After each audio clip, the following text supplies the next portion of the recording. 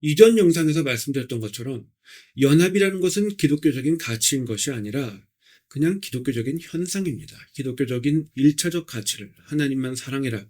이것을 추구하다 보면 자연적으로 나타나는 일종의 자연적인 현상이에요. 그런데 요즘 개신교계에서 연합을 얘기 많이 하죠. 공동체를 얘기 많이 하죠. 이게 바로 1960년대 이후부터 개신교도 아니라고 입으로는 말하면서 결국에는 바티칸2의 교황 칙령을 따라가고 있는 겁니다. 하나님이 아니라, 성경 말씀이 아니라, 종교개혁가들이 가르친 성경의 절대 권위가 아니라 교황청의 권위를 따라가는 거예요. 아니라고는 계속 말하죠. 자기들 스스로. 아니다, 아니다, 아니다 말을 해요. 그런데 현실적으로는 그렇게 하고 있습니다. 그래서 이번 영상에서는 사실은 지금 이 영상과 다음 영상은 계획이 없었어요. 그런데 로잔이다, WEA다, 요즘 이런 식으로 교회가 연합해야 된다, 이런 주장들이 많기 때문에 거기에 대해서 좀 다루려고 합니다. 그래서 이 영상에서는 이전 영상에서 언급한 연합의 의미에 기반해서 개신교 복음주의 단체들이 오늘날 어떻게 하고 있는지 살펴보도록 하겠습니다. 언급했다시피 개신교 국제선교단체들은 바티칸에게 종교다원주의와 해방신학이라는 사회주의라는 시대정신을 가르쳐준 장본인들입니다. 이전 영상에서 연합이라는 것은 기독교인들이 추구해야 할 가치가 아니라 기독교 세계관을 바로 가지고 있는 성도들 사이에 자연적으로 또는 2차적으로 발생하는 일종의 현상이어야 한다는 것을 살펴보았습니다.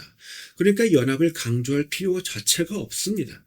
그러한 필요성이 느껴질 때 잘못된 것은 이미 뭔가 잘못된 것이 있는데 그 잘못된 것이 뭐냐면 연합하지 못하는 게 잘못된 것이 아니라 어떤 이유로든 기독교 세계관이 교회 공동체를 구성하는 개개인 위에 바로 관철되고 정착되지 못하고 있다는 것이 문제인 것입니다. 따라서 연합하지 못하는 상황에서도 연합을 추구할 것이 아닙니다. 기독교 세계관을 먼저 바로 가르쳐야 하는 것입니다. 그리고 그렇게 하면 공동체가 자연스럽게 연합되고 기독교 세계관을 받아들이지 못하는 자들은, 그러니까 가라지들은 교회에서 당연히 스스로 떠나가게 되는 것입니다. 그렇게 해서 교회가 건강해지는 거예요. 하나님의 말씀으로. 그리고 실제로 사도들도 그렇게 했습니다. 유대주의자들이 초대교회 공동체 안으로 침투해서 행위구원과 신비주의를 주장했을 때 사도들도 성경의 진리를 다시 가르쳤습니다. 물론 공동체의 연합을 꾀했지만 공동체의 연합만 주장한 게 아니에요. 성경의 진리를 먼저 다시 가르쳤습니다. 다만 교인들을 향해 가르치는 것만 하고 유대주의 선동가들을 속간해서 교회 공동체에서 배격하지 않았던 것이 문제였습니다. 그래서 초대교회 공동체들이 이 진리를 재주입받았음에도 분열을 계속했고, 결국에는 신약성경 종반부로 가게 되면 될수록 사도들이 강경한 입장을 보이게 됩니다. 요즘의 목회자들은 사도들의 시대에는 선동가들을 배격하기 쉬웠지만 요즘에는 그렇게 하면 교회 공동체가 찢어질 수 있다 항변합니다. 그런데 이는 교회사에 대한 무지에서 나오는 궤변에 불과합니다. 초대교회 당시 교회 공동체 안에서 유대주의를 주장했던 자들은 당연히 유대계 기독교인들이었습니다. 그러니까 유대인들이자 교회 공동체의 일원들, 그러니까 그들도 기독교인들이었죠. 보다 정확히 말해 유대계 기독교인들이었던 동시에 이스라엘의 독립을 추구해서 로마 제국에 저항하는 테러 조직 열심당과 연결되어 있는 사람들이 많았습니다. 그리고 또 이들 중에는 초대교회 지도자들의 거의 대부분을 차지했던 유대계 지도자들과 강력히 연결되어 있거나, 왜냐하면 같은 유대인들이니까, 아니면 실제로 심지어 초대교회 지도자들 중에도 이 유대주의자들이 있었습니다. 그러니까 초대교회의 제일 첫 세대의 지도자들은 100% 유대인들이었어요. 유대계 기독교인들이었죠. 근데 그들 중에도 유대주의자들이 있었다는 겁니다. 근데 또 이들이 영지주의를 따랐기 때문에, 영지주의가 로마 제국의 이방 신비주의 종교 중 하나죠. 이 영지주의와도 섞여 있었기 때문에 또 로마 제국의 이방인들과도 연결되어 있었습니다.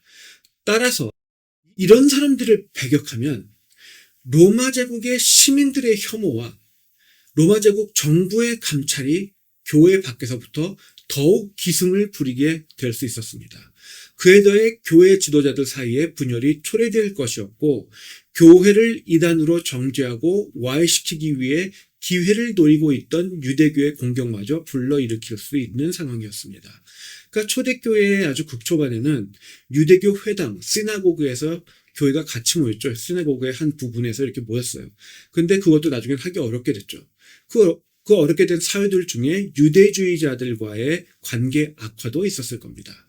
그러니까 신약 성경에는 유대주의자들이 예루살렘 교회를 방문하는 경우가 나와 있는데, 그때 예루살렘 교회를 이끌던 수사도 베드로가 이방인들과 같이 식사하지 않고 거리를 두었다는 것이 기록되어 있습니다.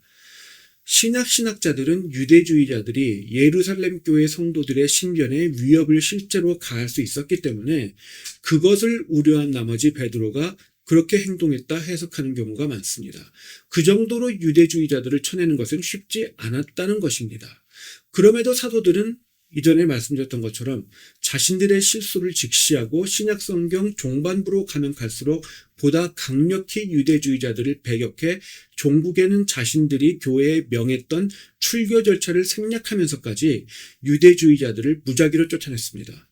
전혀 쉬운 상황이 아니었음에도 사도들은 막대한 위협을 무릅쓰고 다른 세계관, 즉 유사기독교 세계관을 배격했던 것입니다. 세계관 싸움의 타협을 불허하기로는 종교개혁의 경우에도 사도들과 똑같았습니다. 지식이 확산된 오늘날에도 성경적 세계관과 로마 가톨릭 교회라는 유사 세계관을, 비슷해 보이지만 다른 세계관을 분별하지 못하는 교인들이 대부분입니다. 근데 당연히 중세에는 분별하기가 더 쉽지 않았겠죠. 왜냐하면 지식의 폭이 그만큼 적었고 소통하는 속도가 굉장히 느렸으니까. 요즘은 컴퓨터에 성경 말씀 치면 쭉 나오죠. 그때는 종이 성경책을 갖고 있는 사람도 드물었어요. 그러니까 성경, 구약 성경, 신약 성경 전권을 다 갖고 있는 사람들도 드물었습니다. 출판 기술도 발달되기 전이었으니까요. 원시 종교개혁가들이 활동했던 때는. 그래서 심지어 교황권을 중심으로 하는 유사 기독교 세계관이 하나님의 백성이라 불리는 사람들의 거의 대부분을 이미 장악했었던 상황이었습니다. 그에 더해 정치, 종교, 경제, 군사, 문화의 전 영역에서 이 로마 가톨릭 교회가 유사 기독교 세계관이 패권을 이미 장악하고 있었습니다. 이런 상황에서 원시 종교개혁가들과 루터, 그리고 수많은 순교자들이 목숨을 걸고 세상을 장악했던 유사 기독교 세계관에 맞섰습니다. 자신들만 순교해야 했다면 차라리 쉬웠을 것인데 당시 사회를 장악했던 유사 기독교 세계관에 맞선다는 것은 가족들과 자손들의 생애 또한 패망하게 만드는 그런 행위였습니다. 그러니까 모든 걸 잃게 되는 거예요. 살아서도 이단자, 살아서도 저놈은 교황청에 반역을 하다가 지옥 간 이단자, 이런 식으로 마녀처럼 취급받는 거였어요. 교부들의 시대에는 그럼 달랐을까요? 교부들은 초대교회의 사도 다음에 사도의 제자들이 교회를 이끌게 되었을 때를 말하는 거죠. 이 교부들의 시대에는 달랐을까요? 교회 지도층의 거의 대부분이 아리안주의와 결탁해서 아타나시우스를 왕따시켰어요, 한마디로. 그래서 아타나시우스는 홀로 수십 년간 분투했습니다. 어거스틴은요. 구약시대의 선지자들은요. 교회사는 신앙을 지키는 영적 전쟁이 어느 시대에든지 어느 지역에서든지 동일한 패턴으로 진행된다는 것을 거듭해서 보여주고 있습니다. 수세에 몰린 극소수가 모든 것을 걸고 절대다수와 시대정신에 단호히 맞서서 참혹하게 끊어내고 그 대가로 순교하는 패턴입니다. 어느 시대이고 어느 지역에서든 신앙을 지키기 위한 싸움은 절대로 쉬워서 그렇게 한 일이 아니었습니다. 따라서 이전 시대에 종교개혁의 시대에는 서로 비난하는 글을 쓰는 것이 하나의 풍토였기 때문에 그렇게 배격하기 쉬웠지만 요즘은 어려우니 못하겠다 그렇게 말하는 교회 지도자가 있다면 스스로 사꾼임을 증명하는 것에 불과합니다. 성경을 교회 공동체에 가르쳐 한 세계관으로 연합되게 하는 일은 쉬워서 할 수 있는 일, 또는 시대정신과 동조해서 세상의 칭찬과 존경을 받으면서 할 수 있는 일이 절대로 아닙니다. 구약성경, 신약성경, 그리고 교회사가 그것을 거듭해서 증명하고 있습니다. 그러니까 교회 공동체가 무엇보다 연합을 우선해야 할 경우가 있을 수 있을까요? 아니요, 없습니다. 반대로 교회 공동체가 위기를 겪더라도 찢어지고 또 찢어지더라도 성경적 세계관을 주장하고 가르치며 또 그렇게 해서 성도들 사이의 연합이 자연적으로 발생하기를 기대해야 할까요? 네, 모든 경우에 그렇게 해야 합니다. 요컨대 연합을 추구해야만 할 경우는 아예 없으며 교회가 어렵든 편하든 모든 순간에 성경적 세계관만을 오롯이 추구해야 하는 것입니다. 그런데 요즘의 개신교는 정반대로 행하고 있죠. 예, 존경받고 싶어하고 품위를 지키려 하며 연합된 모습을 세상에게 보여주려 하고 덩치가 큰 세력을 이루어야 한다. 그렇게 하는 것이 세상을 압도하는 것이다. 교회를 지키고 보호하는 것이다. 이렇게 착각합니다. 그렇게 세상의 우상 성인군자를 하나님 앞에 세우고 그것을 따라가는 우상질이 신앙적인 일이고 선교를 돕는 일이라 주장합니다. 예수님께서는 참혹하고 처절하게 십자가에 달리셨고 또 성전을 회파하는 상인들을 내쫓으셨습니다. 그런데 자기들은 성인군자 하겠다는 거예요. 십자가에 달리셨던 예수님보다 더 경건하고 더 품위 있고 더 존경받고자 하는 겁니다.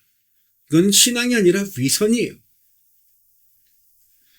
세상이 좋아하는 것을 교회에서 함께 추구하고자 하는 자들이 호도하는 것이 또 있습니다. 세상에 대해 우호적 태도를 취하는 기독교 전통은 그리 오래되지 않았다는 사실입니다. 그러니까 교회사 전체를 볼 때 구약성경, 신약성경, 교회사 이 수천 년, 6, 7천 년의 기간을 놓고 볼 때 그 기현상이에요, 기현상. 예수님 오시기 전에 세계서교가 완성될 즈음에 잠깐 나타나는 기현상, 변태적인 현상이에요. 종교개혁까지 참 교회의 역사 1700여 년은 세상과 동조하려 하지 않았습니다. 그리고 구약성경과 신약성경 모두 세상과 동조하지 않는 사람들을 하나님의 참 종들, 참 선지자들로 그리고 있죠. 오늘날과 같이 세상의 시대정신과 동조해서 성인군자의 우상을 흠모하고 평화와 연합을 우선하는 교회운동이 교회의 주류운동이 되었던 것은 로마 가톨릭 교황권이 유럽을 지배했던 중세 그리고 종교개혁 이후에는 1930년대 이후의 일입니다. 쉽게 말해 소위 복음주의가 나타난 이후에 점차 두드러지고 있는 일입니다. 그럼에도 복음주의는 마치 스스로 참 교회를 계승하는 정통 기독교의 전통임을 자처하고 있습니다. 근데 거듭해서 보셨듯이 스스로 자처하고 스스로 자칭하는 것은 중요하지 않아요. 실제로 언행을 통해 증명하는 게 중요한 거죠. 그런데 뭐 이렇게 복음주의에 의해서 주입받은 교인들은 또 그렇게 믿고 있어요. 성경만 보더라도, 구약 성경만 보더라도 참선지자들은 이렇게 극소수로 몰려있고 백성들과 이스라엘의 타락한 왕들이 힘을 합쳐서 거짓 선지자들을 수백 명을 고용해서 자기들이 듣고 싶은 말을 하게 합니다. 그리고 그렇게 듣고 싶은 말을 해주면 또 그걸 또 믿어요. 자기들이 돈 주고 그렇게 했으면서. 그런 마찬가지로 요즘의 복음주의자들도 구약성경, 신약성경, 교회사 이것을 찬찬히 객관적으로 살펴보지 않고 복음주의에서 우리는 정통 기독교의 전통을 그대로 다 계승하고 있습니다. 계속 그렇게 주입을 하니까 그런 줄 알아요. 뭐 1930년대 초기 복음주의는 그랬다고 볼 수도 있습니다. 그런데 지금 21세기의 복음주의는 달라요. 많이 달라졌습니다. 스스로 간단한 질문을 던져보시기 바랍니다. 주 종교개혁가 마틴 루터가 오늘날의 복음주의를 보면 어떻게 평가할까요? 그 사람은 뭐 성경 말씀에 조금이라도 도전되는 것을 그런 타협을 주장한다 이렇게 생각이 되면은 마귀 엉덩이에 붙은 전만도 못한 새끼라고 하면서 욕을 날리고 뭐 그냥 신랄하게 들이친 사람이에요. 그럼에도 존 칼빈은 마틴 루터를 하나님의 사도라고 말을 했습니다. 그리고 존 칼빈이 스스로 말하기를 마틴 루터가 자신을 마귀 새끼라고 불러도 자기는 항변할 수가 없다 이렇게 말을 했어요. 그런데 그랬던 마틴 루터가 요즘에 21세기에 해방신학과 타협하고 바티칸2 교황 칙령의 교황의 명령을 따라가는 복음주의 교회를 보면 뭐라고 할까요? 어떻게 평가할까요?